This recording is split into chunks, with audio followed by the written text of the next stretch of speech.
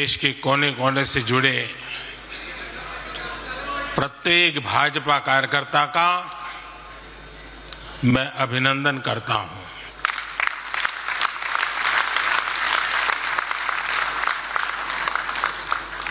भाजपा का कार्यकर्ता साल के हर दिन 24 घंटे देश की सेवा के लिए कुछ न कुछ करता ही रहता है।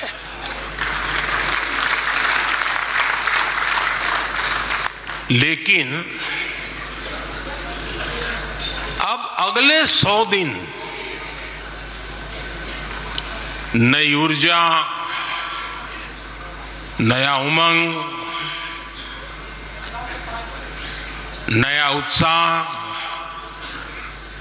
नया विश्वास, नए जोश के साथ काम करने का है। आज 18 फरवरी है और इस कालखंड में जो युवा 18 वर्ष के पड़ाव पर पहुंचे हैं वो देश की 18वीं लोकसभा का चुनाव करने वाले हैं।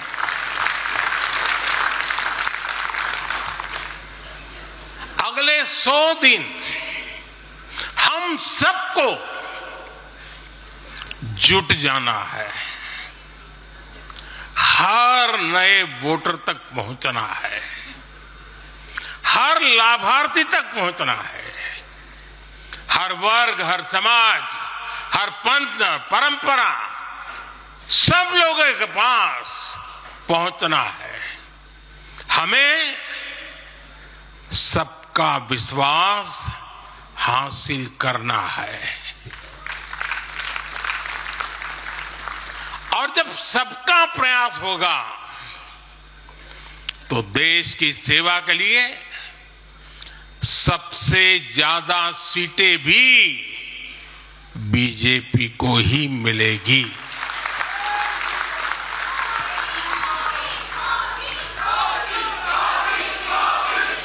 और आज कल मुझे पदाधिकारियों के साथ बैठने का अवसर मिला। कल दोपहर से आप सबके साथ बैठने का अवसर मिला। मैं नड्डा जी को और उनकी पूरी टीम को और आप सबको बधाई देता हूं। जब मैं पदाधिकारियों की बैठक में साल भर के काम का रिपोर्टिंग सुन रहा था, मैं सचमुच में इतना प्रभावित हुआ कि भाजपा के कार्यकर्ता सत्ता में रहने के बावजूद भी समाज के लिए इतना करते हैं, दिन रात दौड़ते हैं, संकटों के बीच भी करते हैं और सिर्फ भारत मां की जय के लिए करते हैं। ये 2 दिन भी जो चर्चा हुआ, विचार विमर्श हुआ है, देश के उज्जवल भविष्य के लिए हमारे संकल्प को दृढ़ करने वाली हर बातें हुई है। मैं इस भव्य आयोजन के लिए, प्रेरक विषयों के लिए आप सबको भी, देश भर के कार्यकर्ताओं को भी नड्डा जी के माध्यम से सबका अभिनंदन करता हूं। साथियों, आज मैं समस्त देशवासियों की तरफ से संत शिरोमणि आचार्य श्री 108 पूज्य विद्यासागर जी महाराज को श्रद्धापूर्वक, आदरपूर्वक नमन करते हुए श्रद्धांजलि देता हूं। उनके संलेखन समाधिस्थ होने की सूचना मिलने के बाद उनके अनुयायी शोक में हैं। हम सभी शोक में हैं और मेरे लिए तो यह एक व्यक्तिगत क्षति जैसा है। वर्षों तक मुझे व्यक्तिगत रूप से अनेक बार उनसे मिलने का, उनके दर्शन करने का, उनके मार्गदर्शन प्राप्त करने का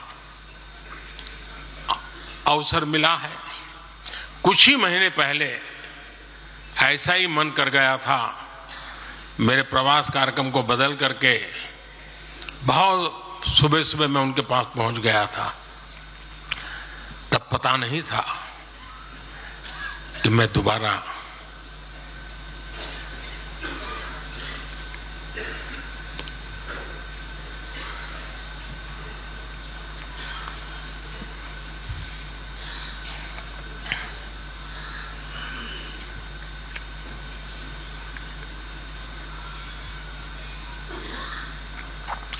उनके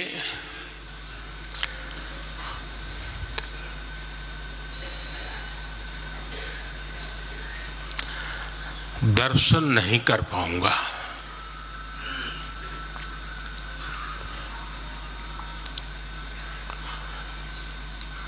ये मेरा सौभाग्य रहा है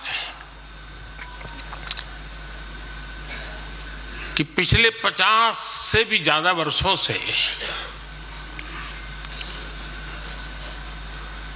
मुझे देश के गणमान्य आध्यात्मिक मूर्तियों के निकट रहने का, उनके आशीर्वाद पाने का अवसर रहा है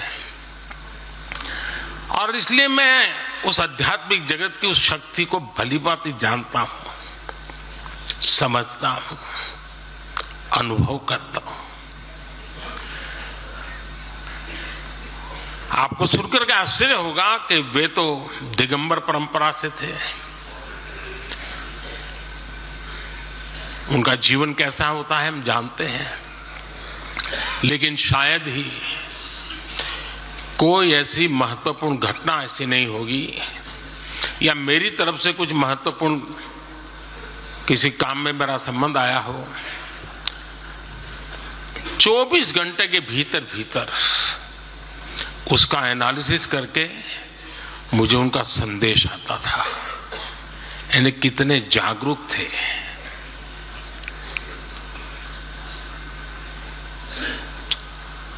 और अपनी विराट आध्यात्मिक यात्रा और उसके बाद भी वो हम सबको हमेशा प्रेरणा देते रहे हैं। जीवन भर उतनी सौम्यता के साथ उनका लोगों को मिलना, उन्होंने हमारे युवाओं को परंपराओं से जोड़ा, गरीबों तक शिक्षा और स्वास्थ्य की सुविधाएं पहुंचाई। उनका पूरा जीवन उस व्यक्ति के लिए प्रेरणा जैसा है जिसने गरीबों और वंचितों के लिए काम करने का संकल्प लिया है। आज जब भारत प्रगति के पथ पर आगे बढ़ रहा है, मुझे विश्वास है कि उनके सिद्धांत और उनका आशीर्वाद ऐसे ही भारत भूमि को प्रेरणा देता रहेंगे। साथियों, पिछले 10 वर्षों में भारत ने जो गति हासिल की है, बड़े लक्ष्यों को प्राप्त करने का जो हौसला पाया है, यह अभूतपूर्व है साथियों। और इसलिए नहीं कि मैं कह रहा हूं, दुनिया गाजे बाजे के साथ बोल रही है। भारत ने आज हर क्षेत्र में जो ऊंचाई हासिल की है,